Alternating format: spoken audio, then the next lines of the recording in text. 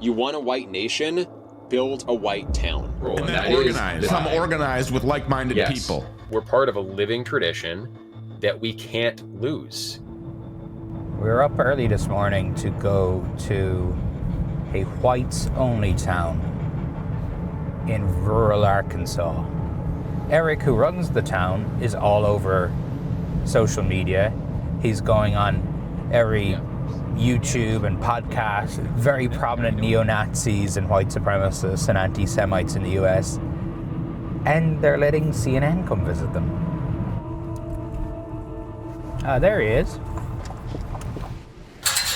Stoney O'Sullivan, nice to meet you. And how many acres have you got here? Or 160. Okay. Ish. It's pretty sizable. Yeah. That is a pavilion, or will be a pavilion. Just a place to meet up. What does somebody have to do, or what does somebody have to be to come live here? You have to be someone who identifies with your European heritage and ancestry. So European, white. Those are synonyms to me. Right now there's about 40 or so people living here, give or take.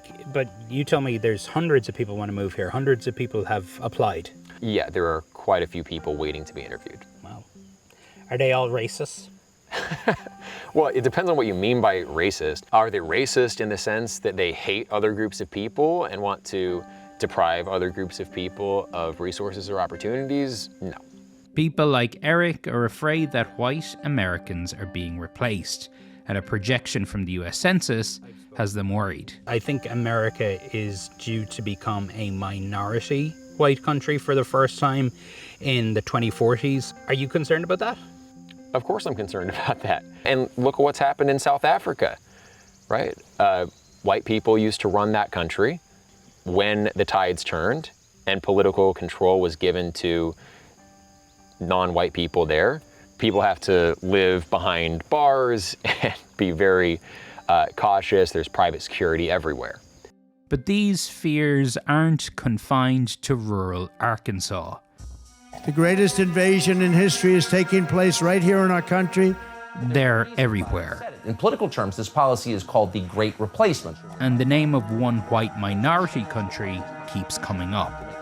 Terrible things are happening in South Africa. The leadership is doing some terrible things, horrible things. So, indeed, Eric took inspiration from a whites-only town in South Africa for what he's building here in Arkansas. Many of us imagine, what is this going to look like when we are actually a minority? And so we see what's happening in South Africa and we say, is that going to be us? Trump has even claimed a so-called white genocide is happening in South Africa. but it's a genocide that's taking place that you people don't want to write about. Welcome to the United States of America. He's used this as a reason to open up the US refugee program to white South Africans. Something that in the US has become the butt of late-night jokes. President Trump has signed an executive order giving refugee status to white people from South Africa. You know, I could have sworn that white people had it good in South Africa. Must be the Mandela effect.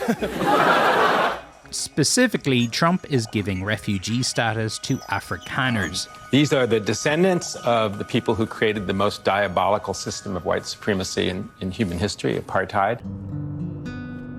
I travelled to Alabama to meet one of the new Afrikaner refugees. Earl, how are you? Nice to meet you. Errol Langton, who had just moved to the US with his family. Could we get 2 of the breakfast sandwiches, please? You seem happy. I'm very happy. Happier than I've been in a long time. Yeah. Less stressed as well. You know, anybody who knows me, the first thing that they do is, if they haven't seen me in a few months since leaving South Africa, is the first thing is go, you're looking good. You're looking healthy. You're looking like you're getting on top of things. Where you lived in South Africa, you and your family felt unsafe? We are very nomadic. So we've lived in multiple locations as a family. And in multiple locations, I've had the same kind of sense of, I'm just waiting for something bad to happen. Yeah. And I've had bad things happen. In 2003, Errol says he was stabbed 15 times in his home. He says the intruder was black, but he doesn't know if the attack was racially motivated. Is there a white genocide in South Africa?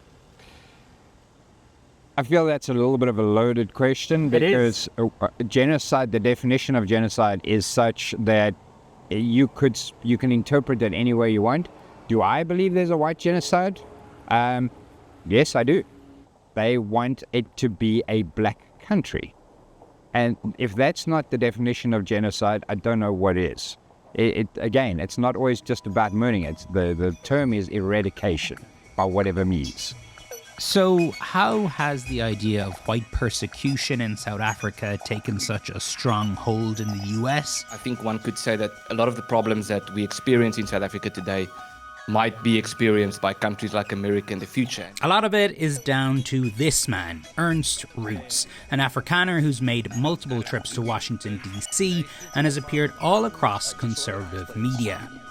Especially farmers in South Africa, white farmers in particular, when they would be tortured to death and it would receive very little news coverage, and that's unfortunately... One of the lessons from South Africa is when white people or Westerners become a minority, the threats and the targeting doesn't stop, it becomes worse.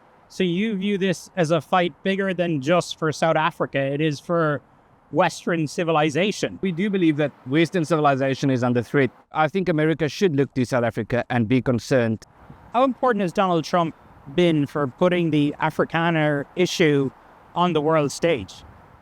Well, he's been fundamental and he's played a very important role.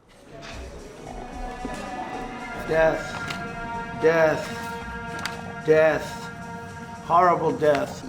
Roots' message has made it to the White House.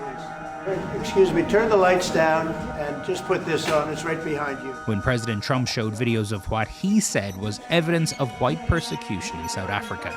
Now this is very bad. These are burial sites right here. Burial sites, over 1,000 of white farmers. So what is the truth? These Afrikaners are among the most privileged people on the entire continent. Everybody got all hot and bothered about, the program being stopped and, South Africans are now coming in and how unfair that is and all these whiteys getting an opportunity when there's people somewhere else that should be getting an opportunity. I think it's utter bullshit. Do Americans need to be worried?